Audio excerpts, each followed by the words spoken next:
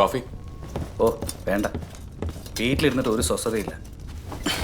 നാട്ടിൽ നിന്ന് അമ്മച്ചി വന്ന കാര്യം ഞാൻ നിന്നോട് പറഞ്ഞില്ലായിരുന്നു? പറഞ്ഞിരുന്നു. എന്തു പറ്റി? അമ്മച്ചി നീതും തമ്മിൽ വീണ്ടും പ്രശ്നമായോ? ഏയ് ഇതൊന്നുമല്ല, നമ്മുടെ കാര്യം തന്നെ. ഇവിടെ വന്ന് നിങ്ങളുടെ ഫാമിലിയിൽ സംഭവിച്ച ട്രാജഡി കേട്ട് കഴിഞ്ഞപ്പോൾ അമ്മച്ചിക്ക് ഒരേ നിർബന്ധം. ഒന്ന് അത്തറ്റം വരെ പോയി ഉണ്ണിയെ ശേത ഉടനെ കാണണമെന്നും അവരുടെ ദുഃഖത്തിൽ പങ്കുചേരണമെന്നൊക്കെ. ഉമ്മ എന്ന് പറയേണ്ടടുത്ത് ഒലക്കാന്ന് പറയുന്ന അമ്മച്ചിയുടെ പ്രകൃതം അറിയാവുന്നതുകൊണ്ട് ഞാനതൊട്ടും പ്രോത്സാഹിപ്പിച്ചില്ല. പക്ഷേ നിർബന്ധം സഹിക്കാതായപ്പോൾ എനിക്ക് ഇന്നലെ വൈകിട്ട് അമ്മച്ചി അവിടെ കൊണ്ടുപോകേണ്ടി വന്നു. അവിടെ മുതലാണ് എൻ്റെ ഈ സ്വസ്ഥതക്കേട് തുടങ്ങുന്നത്. ഓരോരുത്തർക്കും തമ്പുരാൻ എന്തൊക്കെയാ നിരീക്ഷിച്ച് വെച്ചിരിക്കുന്നതെന്ന് ആർക്കറിയാം. എന്നാലും ഇതൊരു വല്ലാത്ത ചെയ്ത്തായിപ്പോയി. ആ മക്കളെ ദൈവത്തോട് മുട്ടിപ്പായി പ്രാർത്ഥിച്ചോ.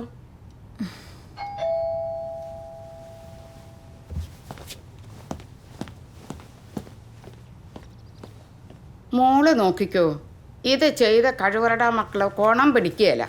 തീമഴയായിരിക്കും ദൈവം തമ്പുരാൻ അവരുടെ ദേഹത്ത് വീഴിക്കുക. തീമഴ. ശ്വേത, ഫുഡ് ഞാൻ കൊണ്ടുവന്നിട്ടുണ്ട്, എടുത്ത് കഴിച്ചോണം. ദേ ഉണ്ണി, ഇവിടെ നിർബന്ധിച്ച് കഴിപ്പിച്ചോണം കേട്ടോ. ഡെയ്സി എന്നാ പോകുന്നേ? നാളെയല്ലേ? അല്ല, നാളെ കഴിഞ്ഞ്.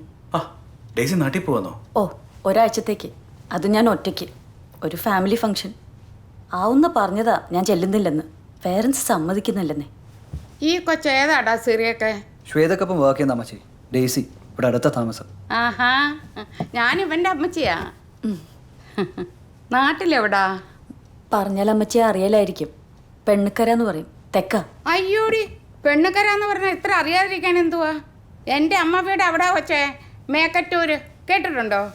ഓ, ചെറുപ്പത്തിൽ ഞാൻ എന്തോരം തവണ അവിടെ വന്ന് നിന്നിട്ടുള്ളതാ. അതിരിക്കട്ടെ, കൊച്ചവിടെ എവിടത്തെയാ? എനിക്കവിടെ ഒരുമാതിരിപ്പെട്ട വീടുകളൊക്കെ അറിയാം. എവിടത്തെയാ? അത് കാളിയന്തല എന്നാ വീട്ടുപേര്. കാളിയന്തല എന്ന് പറയുമ്പോൾ കാളിയന്തല കിഴക്കോ പടിഞ്ഞാറ്റോ? കിഴക്ക്. എന്ന് വെച്ചാ കറുത്തച്ഛൻ ഊട്ടുന്നവര് ഇല്ലയോ? അല്ല, ഞങ്ങളാരും കറുത്തച്ഛനും വെളുത്തച്ഛനും ഒന്നും ഊട്ടാറില്ല. ശ്വേത ബൈ. Cyriac by.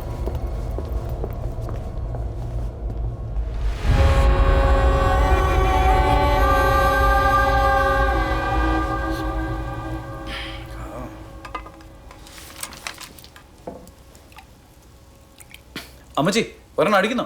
നല്ല ബീഫ് അലത്തിയതുണ്ട്. ദേ സിറിയൊക്കെ, നീ ഇതൊക്കെ നിർത്തി പിള്ളേരെ നീതുവിനെ വിളിച്ച് പ്രാർത്ഥിക്കാൻ വന്നിരുന്നേ. കണ്ടില്ലയോ ഓരോ കുടുംബങ്ങളിൽ നടക്കുന്ന അനർത്ഥങ്ങൾ? ആ ആ അത് പറഞ്ഞപ്പോഴോ ഓർത്തെ. അമ്മച്ചി ഇന്ന് ഏതാണ്ടും പറഞ്ഞാൽ ഡെയ്സി വെറുപ്പിക്കുന്ന കേട്ടല്ലോ. ഏതോ കറുത്തച്ഛൻ്റെയോ വെളുത്തച്ഛൻ്റെ ഒക്കെ കാര്യം ചോദിച്ച് എന്നതായിരുന്നത്? ഓ അതോ, എടാ അവള് കാളിയന്തല കിഴക്കേലെയാ കറുത്തച്ഛൻ ഊട്ടുന്നവര്. എന്ന് വെച്ചാൽ സംഗതി പഴയ കുടുംബക്കാരും ക്രിസ്ത്യാനികളും ഒക്കെ തന്നെയാ. പുറമേന്ന് നോക്കുമ്പോൾ മിശിഹായോടും തിരുസഭയോടും ഒക്കെ വിധേയപ്പെട്ട് ജീവിക്കുന്നവര്. എല്ലാ ആഴ്ചയിലും മുടങ്ങാതെ പള്ളി വരും, ഒക്കത്തിൽ സംബന്ധിക്കും, പള്ളിക്കും പട്ടക്കാർക്കും വേണ്ടതെല്ലാം വാരിക്കോരി കൊടുക്കുകയും ചെയ്യും. പക്ഷെ പുറത്ത് ആരും അറിയാതെ അവരുടെ കുടുംബങ്ങളിൽ ചില രഹസ്യ ഏർപ്പാടൊക്കെ ഉണ്ടെന്നാ പറയുന്നത്. സഭയ്ക്കും പ്രമാണങ്ങൾക്കും നിരക്കാത്ത ചില കർമ്മങ്ങള്, വെച്ചാരാധനകള് ഒക്കെ പണ്ടുള്ളവർ പറഞ്ഞു കേട്ടിട്ടുള്ളതാന്നേ. കാളിയന്തല കിഴക്ക്, പുത്തൻ ചേർപ്പാട്ട്, കുന്തക്കാലി, ഇങ്ങനെ ചില കുടുംബങ്ങളുണ്ട്.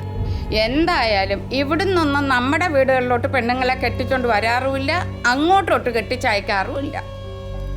അമ്മച്ചിയുടെ ഈ പഴംപുരാണത്തിൽ നിന്നാ എൻ്റെ മനസ്സിൽ സംശയങ്ങൾ പൊങ്ങിയതും സ്വസ്ഥതയില്ലാതായതും. അതുകൊണ്ട് അമ്മച്ചി പറഞ്ഞതിൻ്റെ ഓത്തൻറ്റിസിറ്റി എത്രയാണെന്നറിയാൻ ഞാൻ വെറുതെ നെറ്റിലൊന്നും തപ്പി. അങ്ങനെ ഡീറ്റെയിൽ ഇൻഫർമേഷൻസ് ഒന്നും കിട്ടിയില്ലെങ്കിലും ചില സൂചനകൾ അവിടെ ഇവിടെ കണ്ടു.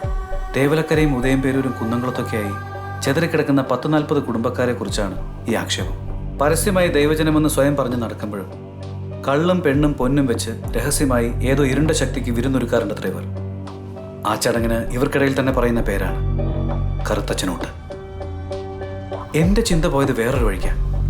അമ്മച്ചി പറഞ്ഞതും കഴിഞ്ഞ ദിവസം നീ പബ്ബിൽ കണ്ട കാഴ്ചയും CPRCയിൽ വെച്ച് ജെയ്സൺ പറഞ്ഞതൊക്കെ ചേർത്ത് വായിച്ചാൽ ഇളയിലേക്കുള്ള ലിങ്കാണോ ഈ ഡെയ്സി എന്നൊരു സംശയം.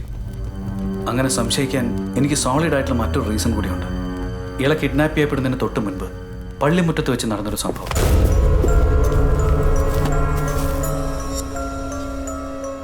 അറ്റ് ഗാർഡൻ സെന്റർ നായിക്കൂടെ ഡെയ്സി ടൈപ്പ് ചെയ്തുകൊണ്ടിരുന്ന ടെക്സ്റ്റിന്റെ പൂർണ്ണ രൂപം എന്ന് വെച്ചാൽ പള്ളിയിൽ നിന്നും നേരെ ഉണ്ണിയും മറ്റും പോയ ഹൈപ്പർ മാർക്കറ്റ്. സംഭവം നടന്ന സ്ഥലം. അല്ല, ഇതൊക്കെ എൻ്റെ വെറും സംശയങ്ങൾ മാത്രമാണ് കേട്ടോ. അങ്ങനൊരു സംശയമുണ്ടേ നമുക്കത് തീർക്കണ്ടേ സിറിയാക്ക്? വേണം. പക്ഷെ എങ്ങനെ? അവളാണെ നാളെ നാട്ടിൽ പോകാനിരിക്കുമോ?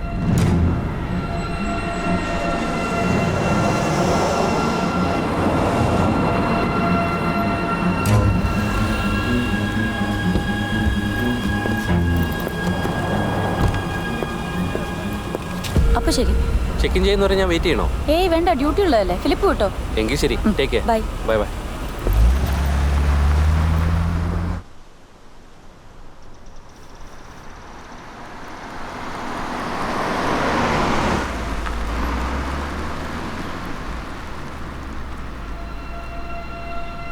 സിറിയാക്ക്,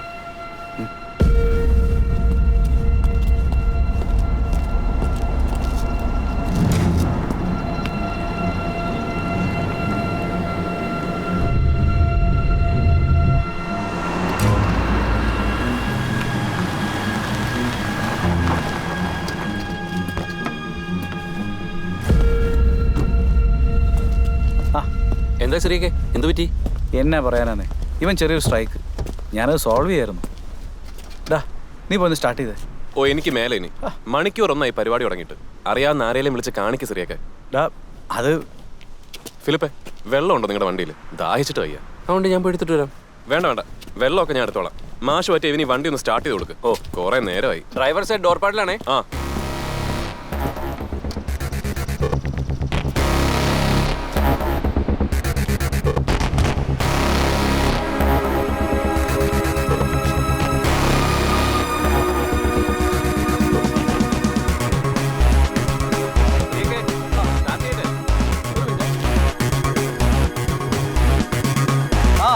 ഒന്ന് ട്രൈ ചെയ്തേ.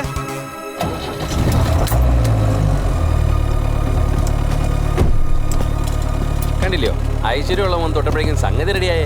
ആ ഇതെങ്ങനെ ഒപ്പിച്ചു? താങ്ക്സ് ഫിലിപ്പേ. ഇനി എനിക്ക് താൻ വിട്ടോ, അല്ലേ തൻ്റെ ഡ്യൂട്ടി മുടങ്ങും. അത് ശരിയാ, ഇപ്പൊ തന്നെ ലേറ്റാ. എങ്കിൽ ശരി, ബൈ. Okay bye.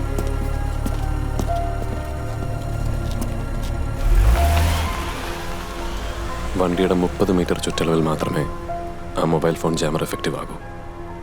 അതുകൊണ്ട് അയാൾ ഓഫീസിലെത്തുന്നതിന് മുമ്പ് നമ്മൾ പ്ലാൻ ചെയ്ത പോലെയൊക്കെ നടന്നിരിക്കണം. നീ പെട്ടെന്ന് വിട്ടോ, ബാക്കി ഞാൻ ഏറ്റു.